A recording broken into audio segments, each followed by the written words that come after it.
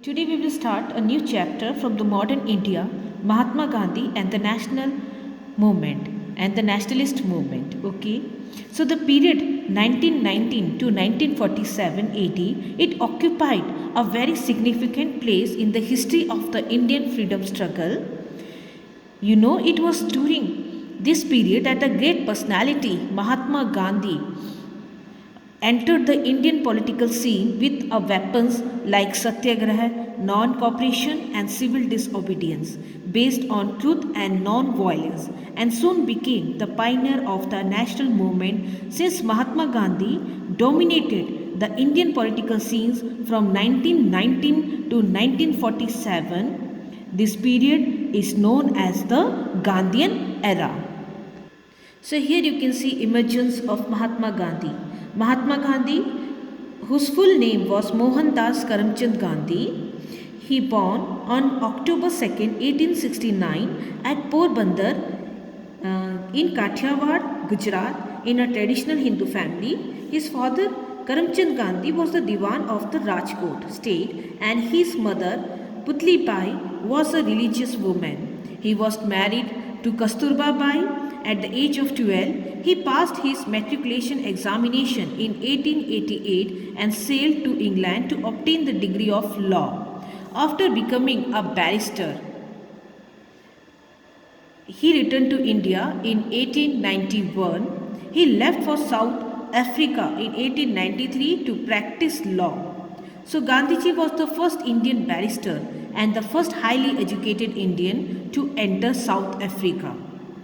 So later he emerged as the leader of the Indian community in that territory. The well-known historian Chandra Devan Sen has rightly remarked that South Africa was the making of the Mahatma. So in those days, the white rulers had imposed a large number of insolent restrictions on the Indians living in South Africa. Gandhiji opposed these insulting and unjust restrictions and started a movement against the government of South Africa with the weapon of disobedience and satyagraha. So you can see the movement continued for about 2 decades, and Gandhiji efforts bore much success. So the government had to withdraw many restrictions imposed on Indians. So in January 1915, Gandhiji returned to India.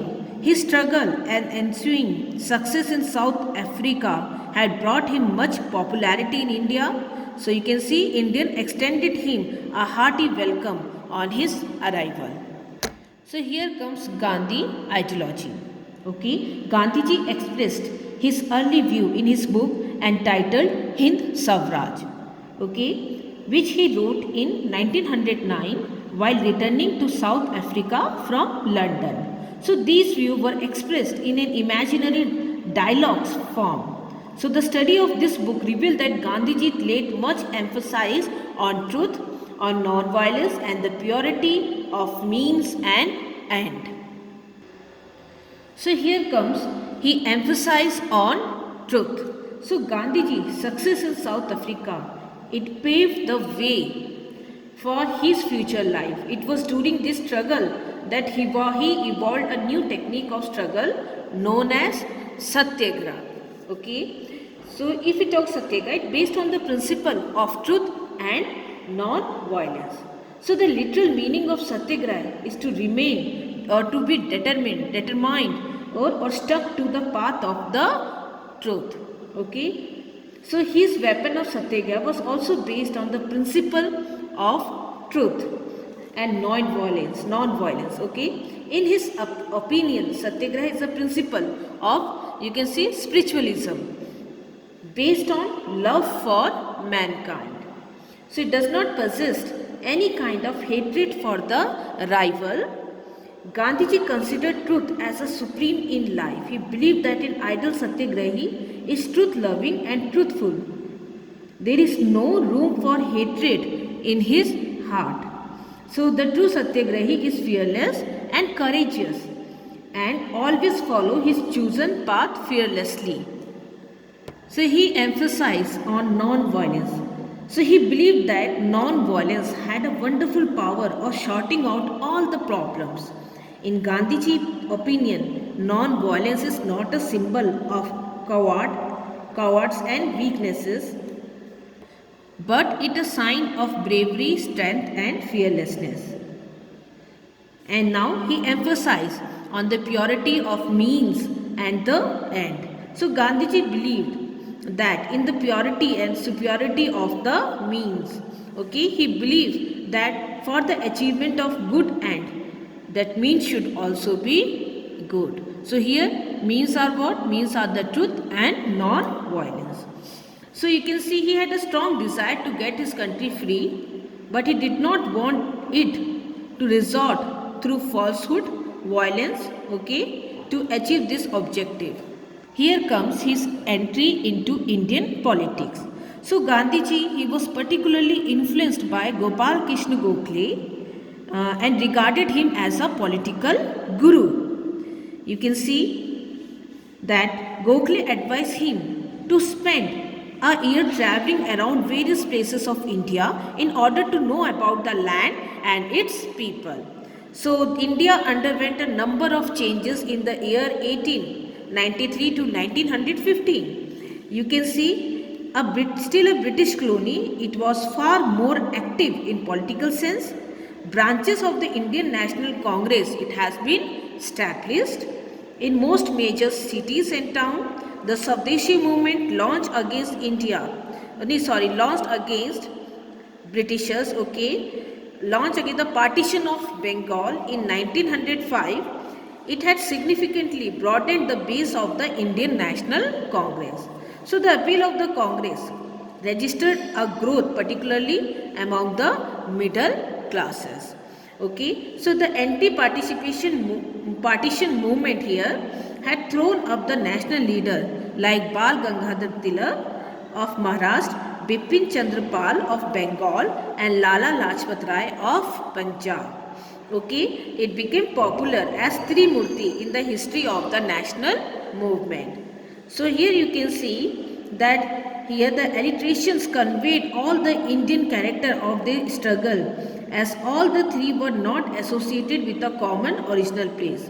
So the native provinces were very far away from one another. Lal, Bal, Pal were the supporter of the extreme nationalism. So we should know that the period falling under early two decades, if we talk about 1885 to 1905 of the Indian National Congress, it is known as the period of liberal nationalism.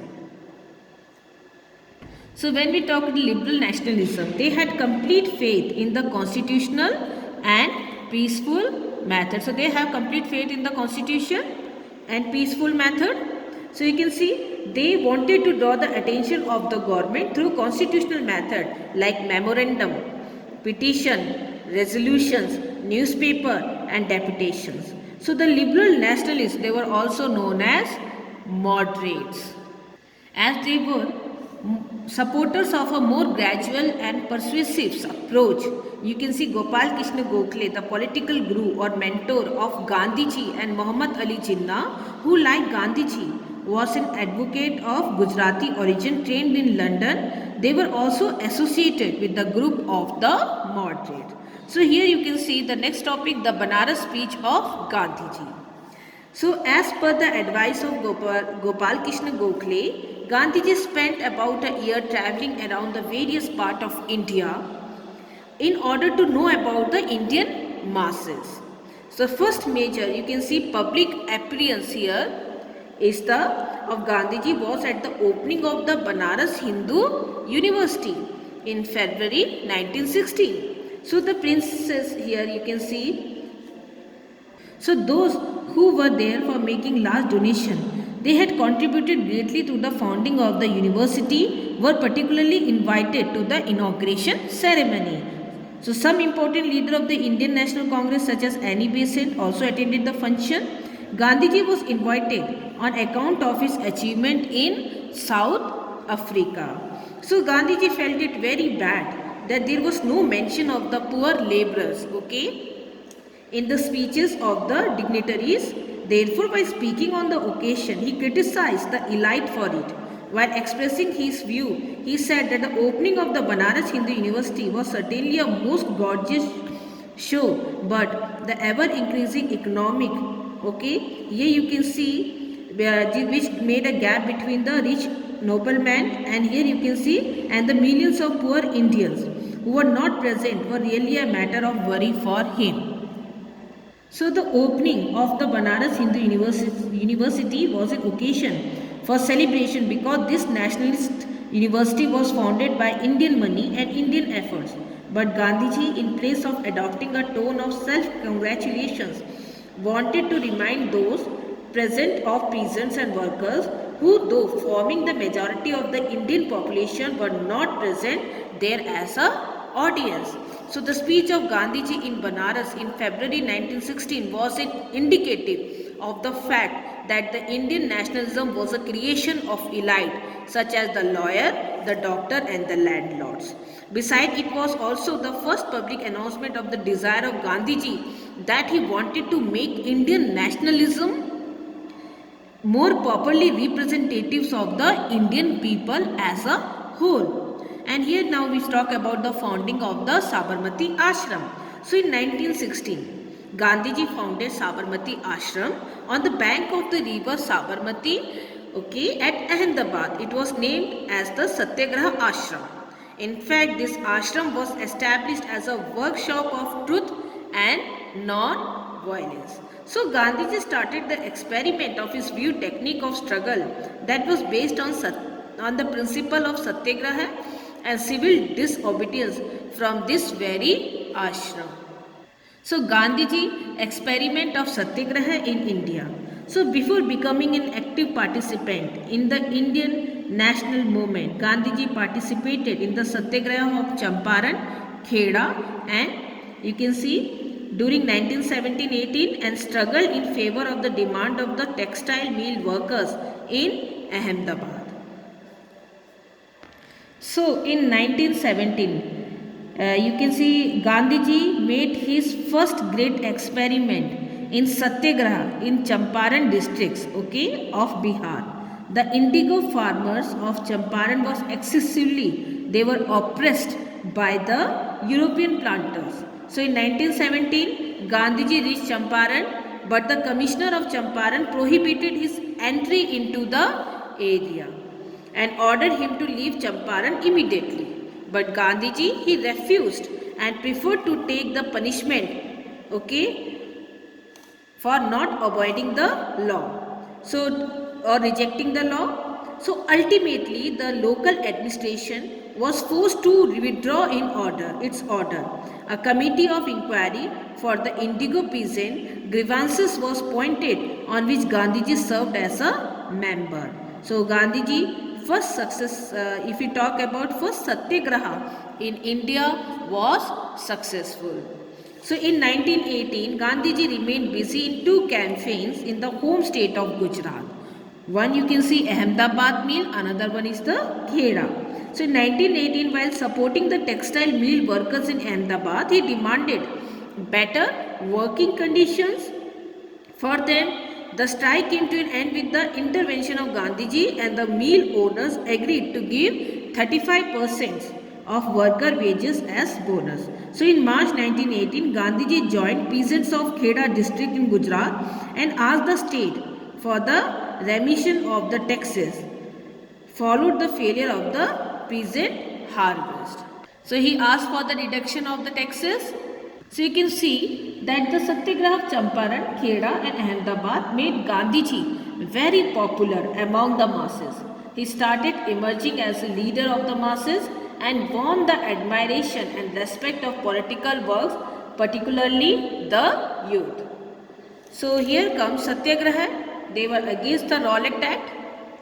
So in order to curb the revolutionary and terrorist activity of the country during the First World War, okay, you can see the British government, okay, they want that this revolutionary, or they wanted to control the revolutionary and this terrorist activity, okay. During the First World War, the British government, they had passed the Defence of India Act.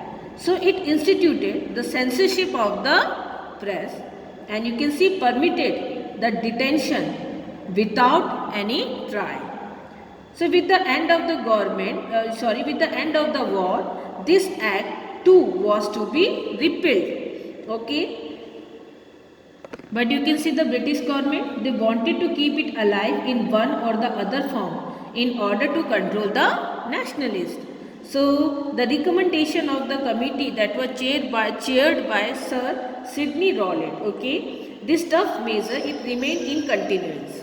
So Gandhiji ordered a Satyagraha Sabha in February 1919 and decided to launch a movement against this Rowlatt Act. Okay, so on March 30, 1919, a Hartal was organized in Delhi, and in April 6, 1919, Hartal were organized in almost all the important cities of the country. So you can see on April 8, you can see Gandhiji left Bombay for Delhi and Punjab, but he was arrested at Palwal railway station on the night of April 9 and deported to Bombay. So the news of the arrest of Gandhiji created the atmosphere of excitement and anger throughout the country. So here you can see another incident on April 10, 1919. You can see that here Michael O'Dwyer, okay, the Lieutenant Governor of Punjab, arrested Dr. Saifuddin Kichlu and Dr. Satyapal, the two popular leaders of Punjab. So this arrest, it made the situation even more grave. So the news of the arrest of Dr. Saifuddin Kichlu and Satyapal, it led to Hartal in Amritsar. So here the day, very important day here on April 13, okay, 1919. The Baisakhi day, about 20,000 people, they gathered in Jallianwala Bagh to protest against the arrest of Dr. Saifuddin Kichlu and Dr. Satyapal. So the meeting was going on peacefully when General Dyer, he reached the place with his army and unit, and without giving any warning to the gathering, he ordered his men to fire. So more than 400 people were killed, okay, and this is known as the Jallianwala Bagh massacre. So this tragedy of Jallianwala Bagh massacre, it shook, okay, you can see here, it shook the people and aroused a wave of terror throughout the country. So the great poet Rabindranath Tagore gave up his knighthood in protest against the mass killing. Shankaran Nair resigned from the Executive Council of Governor General, and Mahatma Gandhi made up his mind to launch non-cooperation movement against the government. And here comes Khilafat and non-cooperation movement. So the Khilafat movement, the movement launched by the Indian Muslim, that this movement was led by Muhammad Ali, Maulana Muhammad Ali and Maulana Shaukat Ali. After the World War First against the British, favoring the Sultan of Turkey. Okay, the Caliph or spiritual head of the Muslim all over the world is known as the Khilafat movement. So the main objective of this movement was to launch a strong movement in favor of the Caliph and against the disintegration of the Turkey. So the major demand here was that the Turkish Sultan or Khalifa must retain control over the Muslim sacred places in the Ottoman Empire. So you can see the Khilafat movement, it was launched on 1 August 1920 throughout the length and breadth of the country. Mahatma Gandhi sought to co-join it with the non-cooperation movement. Okay, it is worth mentioning that both the Khilafat movement, non-cooperation movement was launched, they were launched simultaneously. So Gandhiji hoped that by coupling non-cooperation movement with the Khilafat movement, the Hindu and Muslims, two major this religious community of India, they would collectively bring in end to the colonial rule. So here comes the non-cooperation movement. In order to garner the support and the cooperation of the Indians in the First World War, the British government, they had made some alluring assurances to the Indian leader. But after the end of the war, the government turned a deaf ear to them. The common people had to face unemployment and terrible economic difficulties due to the war. So the war that aroused in them strong feeling of nationalism, and they become eager to see their country as an independent nation. So the British badly hurt the nationalistic feelings of the Indian by passing the Rowlatt Act. Okay, government policy of this harsh oppressions and the Jallianwala Bagh, it massacres inflamed the feeling of the masses. So the wave of discontentment swept through the educated Indian, and even Gandhiji's faith in the rightness of the British started shaking. So now you can see such circumstances, the Congress took a decision to launch the non-cooperation movement under the leadership of Gandhiji.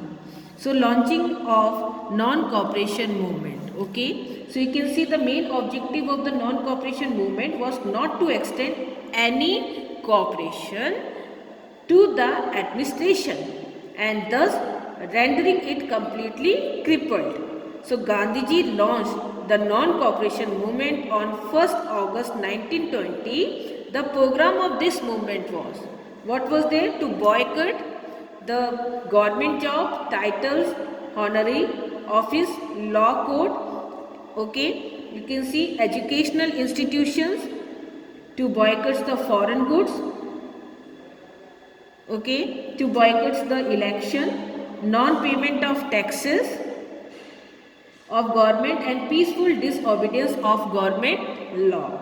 So practicing hand spinning and hand weaving for producing the khadi. So emphasizes on hand spinning and hand weaving, and then they talk about to lay emphasis on Hindu and Muslim unity, and to abolish untouchability for the promotion of national unity. So early in September 1920, in a special session held at Calcutta under the presidency of Lala Lajpat Rai, the Congress adopted a resolution to launch the non-cooperation movement against the government. So during the same year, the annual session of Congress held at Nagpur endorsed this resolution with a landslide majority. So Gandhiji launched the non-cooperation movement by surrendering the title of Kesari Hind. Okay, so law courts were also boycotted. Renowned advocates like Deshbandhu Chittaranjan Das, Motilal Nehru, Jawaharlal Nehru, Vallabhbhai Patel, Rajgopalachari, Babu, Rajendra Prasad, Asaf Ali, Saifuddin Kichlu left their lucrative legal practices. Thousands of students, they boycotted the government and semi-government educational institutes. Many Vidyapeeth were set up in various parts of the country to impart national education. So soon this non-cooperation movement, it reached the masses and it became mass movement. Youth, old, men, women, Hindu and Muslim, liberals and conservatives, all were equally influenced by it. You can see thousands of farmers of United Provinces and Bengal, they joined the movement. The working class, they went on strike in many cities and towns. As you can see, a strong wave of the movement swept the countryside as well. In northern Andhra, the hill tribe refused to obey the colonial forest law. Farmers in Awadh also, they refused to pay taxes, and even the peasant in Kumaon, they refused to carry load for the colonial officers. A strong mass movement was even you can see in Assam also. The laborer of tea plantation went on strike, okay, and the farmers of Midnapur, they refused to pay taxes to the union board, and a strong mass movement was launched by Guntur under the leadership of Dugi Rala Gopala Krishnaiah. Enthused by the success of the movement, Gandhiji predicted the arrival of Swaraj by December 31, 1921.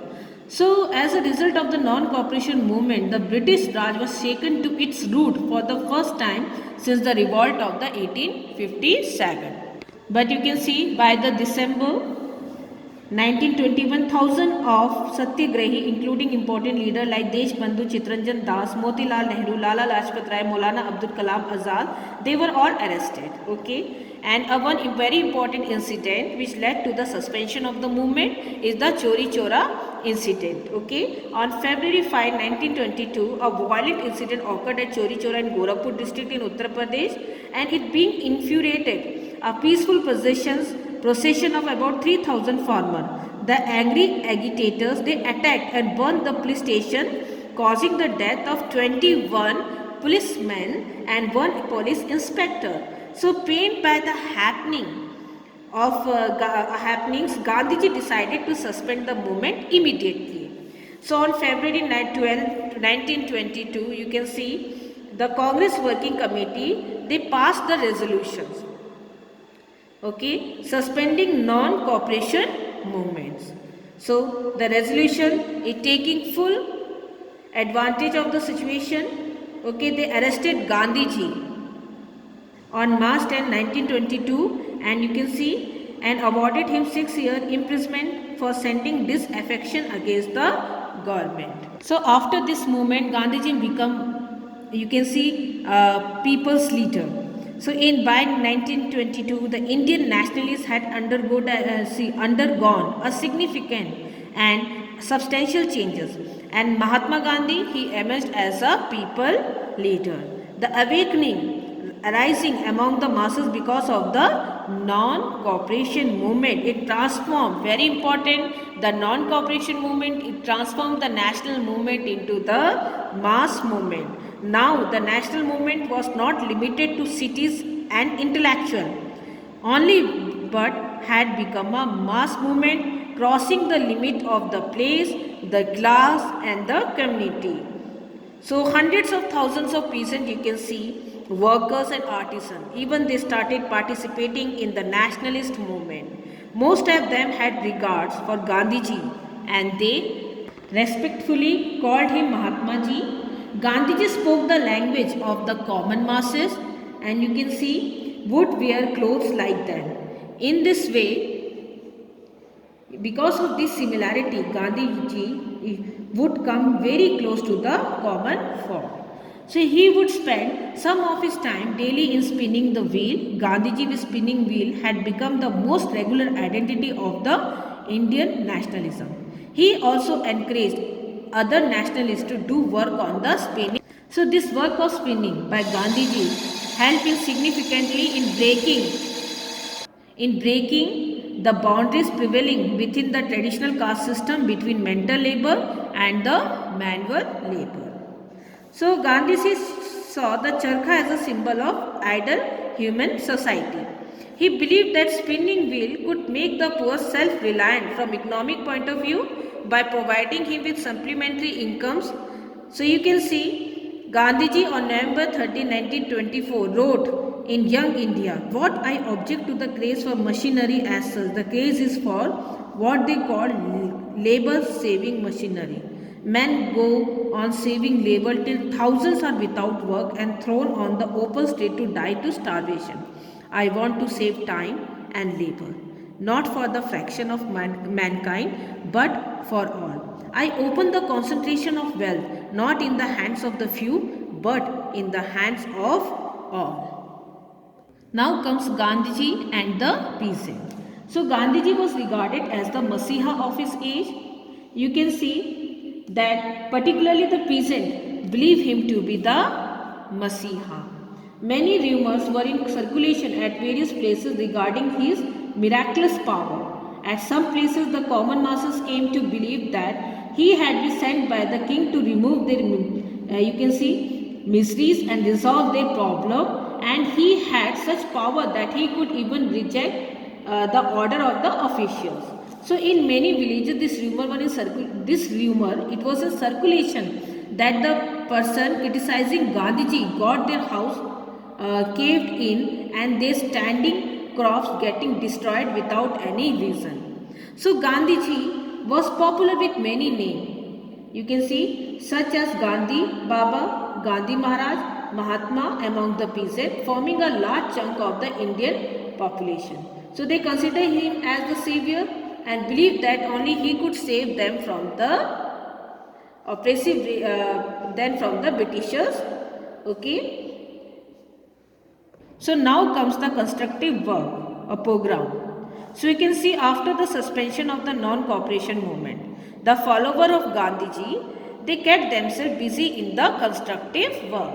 A large number of ashram here it was set up, okay, throughout the country wherein men and women would spin and wave khadi. In February 1924, Gandhiji was released from jail. Now he concentrated himself to the promotion of khadi. You can see the homespun clothes and the abolition of the social evils such as untouchability in order to abolish the discrimination of high and low and the untouchability. The follower Gandhiji would serve the so-called lower caste and the tribal livings with them. So Gandhiji was as much of great social reformer as he was a good politician. He believed that Indian had to get rid of the social evils such as the child marriages and the untouchability. Had to cultivate, okay, a genuine tolerance among various sect and faith, and he put emphasis of Hindu Muslim unity and harmony if they wanted to prove themselves worthy of freedom. And Gandhiji, he wanted to make Indians self-reliant on economic front as well.